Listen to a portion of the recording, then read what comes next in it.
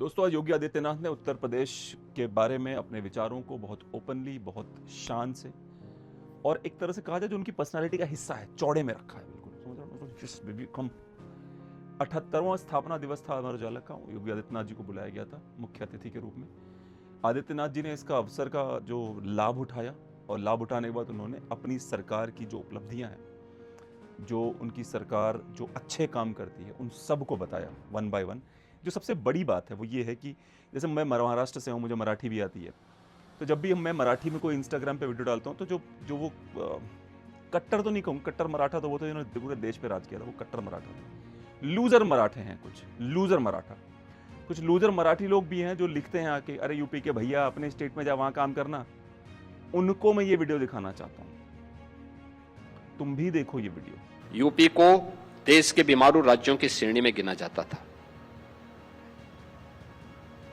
और आज मुझे आप सबको बताते हुए प्रसन्नता है, जो यूपी बॉटम 3 में था, आज देश की टॉप 3 इकोनॉमी व यूपी आज खड़ा है। टॉप 3 इकोनॉमी यूपी की। हम लोगों ने इस दौरान उत्तर प्रदेश की अर्थव्यवस्था को 3 गुना करने में सफलता प्राप्त की। जो 12 लाख करोड़ रुपए की उत्तर प्रदेश की कुल जीएसडीपी थी, आज वो 36 लाख करोड़ की है। उत्तर प्रदेश में पर कैपिटा इनकम जो 43,000 रुपए था, आज वो 1,20,000 क्रॉस कर चुका है। आज उत्तर प्रदेश के अंदर उत्तर प्रदेश के बजट के दायरे को 3 गुना करने में हम लोगों ने सफलता प्राप्त की है। हर एक तबके के लिए कुछ न कुछ कार्य किया।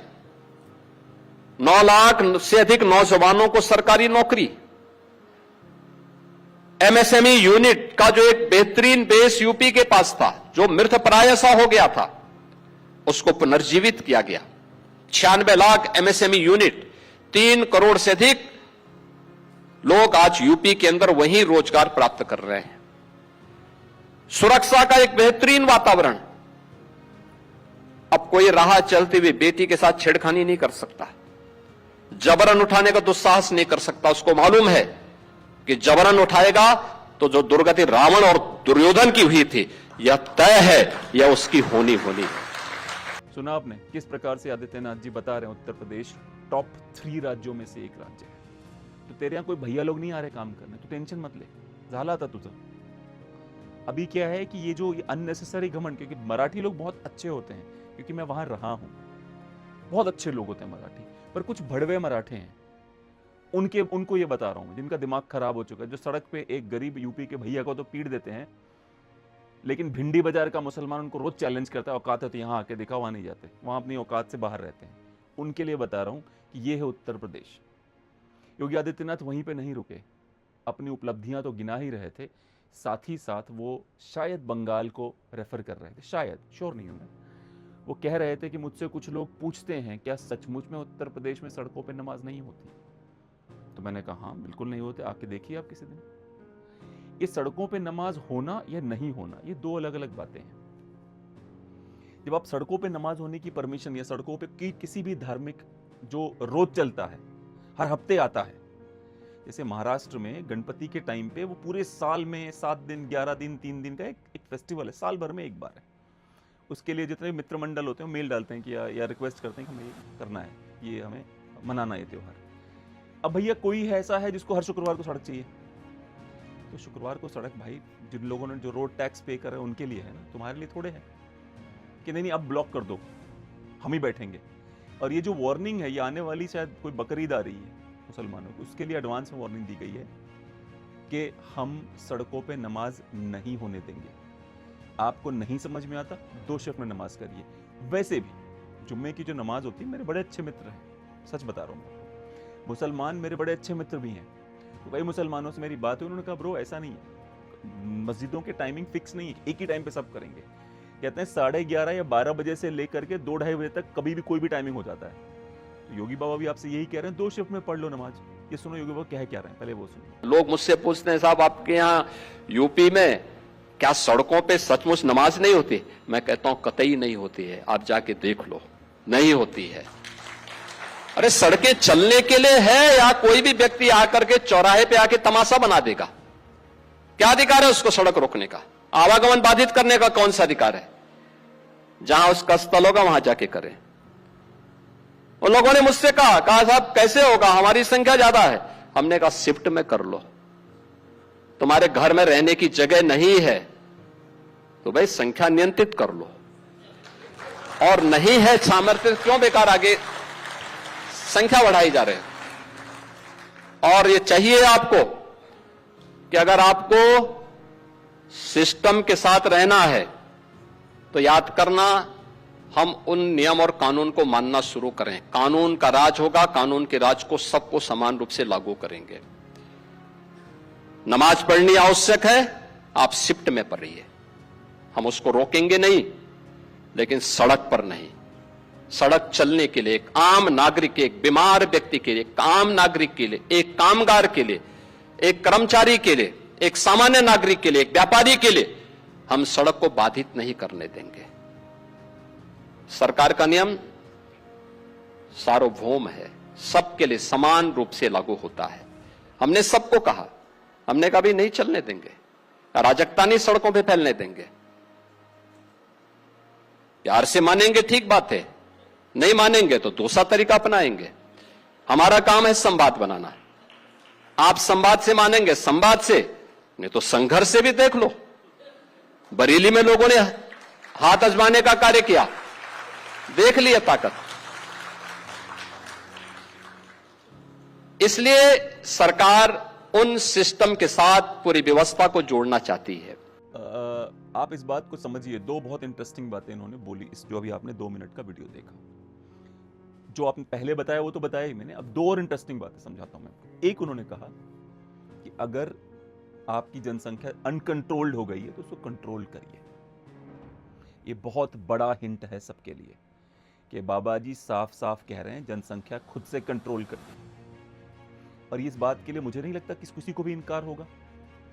अगर मैं असदुद्दीन ओवैसी के पास जाऊं, याद है ओवैसी ने कहा था कि सबसे ज्यादा कंडोम तो मुसलमान यूज करते हैं, कहा था ना उसने, असदुद्दीन ओवैसी ने कहा था। इसका मतलब वो भी अग्री करते हैं कि भाई जनसंख्या बिना मतलब के नहीं बढ़नी चाहिए, है ना। दूसरा पॉइंट जो बहुत इंटरेस्टिंग कहा, उन्होंने कहा कि बरेली में संवाद से मानिए या संघर्ष से मानिए, बरेली में कोशिश हुई थी। बरेली को भूलिएगा मत, वहां के मौलाना हैं तौकीर रजा थे कह लो, तब से अब तक जेल में बंद हैं भाई साहब। अब तक शायद 10 FIR हुई, 7 में जमानतें हो गई हैं, बेल मिल गई है, 3 में अभी पेंडिंग है। तब से लेके अब तक जेल में हैं तौकीर रजा। सोचिए आप, एक साल तो हुई है कम से कम। इसलिए मैं सिर्फ ये इसलिए नहीं बता रहा हूं, मैं इसलिए बता रहा हूं क्योंकि ये वही तौकीर रजा हैं जो अपनी मर्जी पे बरेली में हुकूमत करते थे। हुकूमत लिख के ले लो, अगर मैं देवबंदियों से पूछूंगा, मौलाना मदनी से पूछूंगा प्राइवेटली, बोलेंगे भाई बहुत अच्छा हुआ, बहुत बढ़िया काम हुआ। क्योंकि मौलाना मदनी इस तरह की हरकतें कभी नहीं करते। सरकार को धमकाने वाला, कई बार धमकाते हैं, इसमें कोई दो राय नहीं है, पर उनको एक सटल तरीका है, उनको पता है सरकार कितनी ताकतवर है। स्टेट सबसे पावरफुल होता है, स्टेट से पावरफुल कोई नहीं हो सकता। या तो अमूल चूल क्रांति हो जाए भाई साहब, तब स्टेट हट सकता है, पर उस क्रांति में विदेशी आ जाते हैं, फिर अमेरिका आएगा।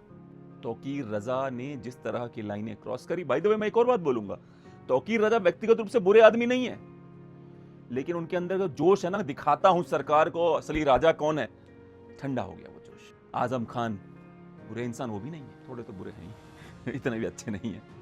आजम खान ठंडे हो गए, तौकीर रजा ठंडे हो गए, ये मुख्तार अंसारी बेचारे निपट ही गए।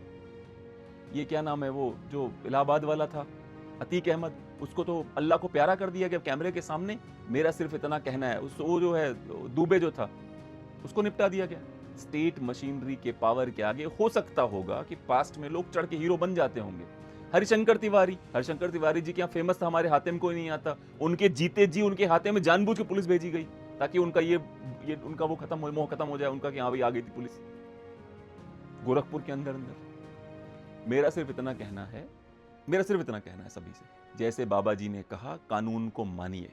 कानून से ऊपर उठने की बहुत गजब की आदत है मुसलमानों की, गजब की आदत की। मतलब अब बताइए, बंगाल में यही हुआ ना कि बोला गया सड़क पे नमाज नहीं अदा होगी, पत्थरबाजी चालू कर दी। अभी आज हुई है पत्थरबाजी, या कल हुई थी पत्थरबाजी करोगे तो लठ बजेंगे। मैं आपका दुश्मन नहीं, आपका दोस्त हूं। मैंने ये बात बार बार कही है कि अगर लड़ने जाओगे तो हिंदू भी आपसे बराबर का मजबूत है, क्योंकि आप ही हिंदू ही थे आप भी पहले किसी जमाने में, लड़ने जाओगे तो वो आपके बराबर का है, जनसंख्या ज्यादा है इसलिए आप पे भारी पड़ेगा। वो बात और है, आपको लगता है आपके साथ पाकिस्तान है, अफगानिस्तान है और बांग्लादेश है और कतर है और ये है और वो है। बाय द वे अब भारत साथ यूएई भी है, जो यूएई के राजा हमदान साहब हैं वो भारत के साथ हैं। तो इसलिए इस जो ये माइंडसेट है ना, गजब का जो माइंड, अच्छा आपकी गलती नहीं है इसमें माइंडसेट ऐसा बनने में, आपके इस माइंडसेट को बढ़ावा दिया गया सो कॉल्ड सेक्युलर पार्टियों के द्वारा। आपके इस माइंडसेट को बढ़ावा दिया गया कि नहीं ऐसे ही बने रहो, चौड़े में रहा करो। सेक्युलर चाहे ममता बनर्जी हो, चाहे अखिलेश यादव, चाहे वो राहुल गांधी हो, आपके इस सोच को खूब हवा दी गई। नहीं आप कानून से ऊपर रहिए, आप कानून के नीचे मत आइए। ये जो आपको अनकंफर्टेबल फील हो रहा है ना कि भाई ये क्या हो रहा है हमारे साथ, इसलिए हो रहा है क्योंकि इन्होंने आपको खूब चढ़ाया। उत्तर प्रदेश बताओ रोल मॉडल बन गया डंडा चला के बाबा जी का। ऐसा नहीं उत्तर प्रदेश में बिल्कुल परफेक्ट चल रहा है सब कुछ, बहुत कमियां हैं उत्तर प्रदेश में। मैंने वीडियो बनाया हुआ है, उत्तर प्रदेश में भी बहुत कमियां हैं। पर एक चीज जो बहुत अच्छी है वो ये है कि इस चौराहे पे लड़की को छेड़ोगे, अगले चौराहे पे यमराज इंतजार कर रहे होंगे आपका, या आपकी एक टांग तो जाएगी ही जाएगी। अगर उत्तर प्रदेश में क्राइम करोगे निपट जाओगे रात तक, अगले दिन तक 24 घंटे के अंदर अंदर। ज्यादा ड्रामे करोगे घर पे बुलडोजर चलेगा, मंदिर पे चलेगा, मस्जिद पे चलेगा, बड़े बड़े उस पे जो शादी के घर बना रखे उस पे चल रहे हैं बुलडोजर। तो ये इस माइंडसेट से बाहर आइए आप लोग, ये मेरी रिक्वेस्ट है आपको। एक और वीडियो देखिए योगी आदित्यनाथ जी का, मैं दिखाना चाहता हूं, देखिए।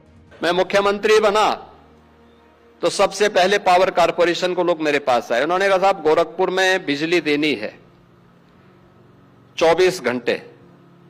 मैंने कहा भी अब तक तो हमें 3 और 4 घंटे ही मिलती थी, तो ऐसा क्या हो गया कि अचानक मेरे मुख्यमंत्री बनते ही 24 घंटे में बदल जाएगी?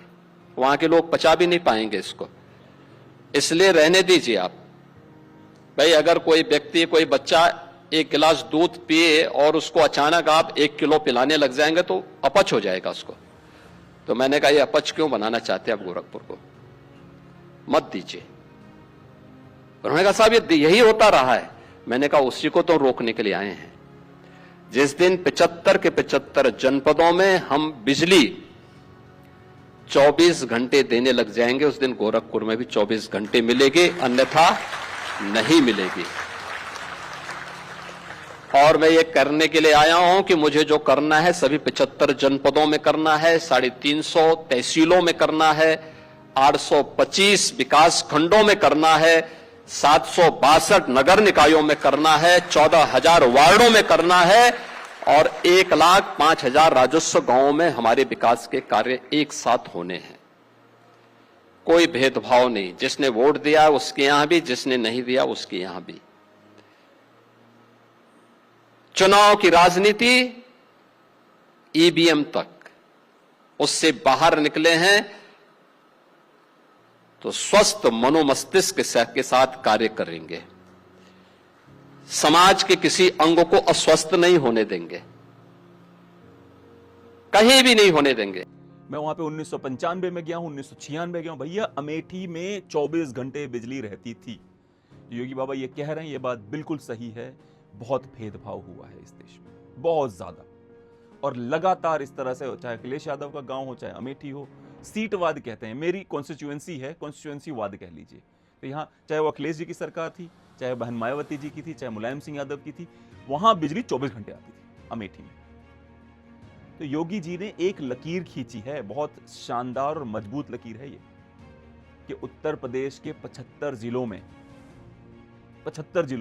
जो लकीर खींची वो बहुत बड़ी बात है। आज मैं आपके सामने एक और बात कहूं कि मैं उत्तर प्रदेश के 75 जिलों में सबका आपका मूड जानने के लिए जल्दी ही आपसे जुड़ूंगा, जल्दी ही मिलूंगा मैं आपको उत्तर प्रदेश के सभी जिलों में, 1 बाय 1। योगी आदित्यनाथ जी जो भी काम, कमियां बिल्कुल है इसमें कोई दो राय नहीं है, पर जो उन्होंने एक बहुत स्ट्रॉन्ग स्टेटमेंट दे दिया है कि पूरा का पूरा प्रदेश कानून के नीचे रहेगा तभी सर्वाइवल है। कोई गाजी बनेगा तो उसको यमराज दर्शन दे देंगे। बहुत बहुत धन्यवाद।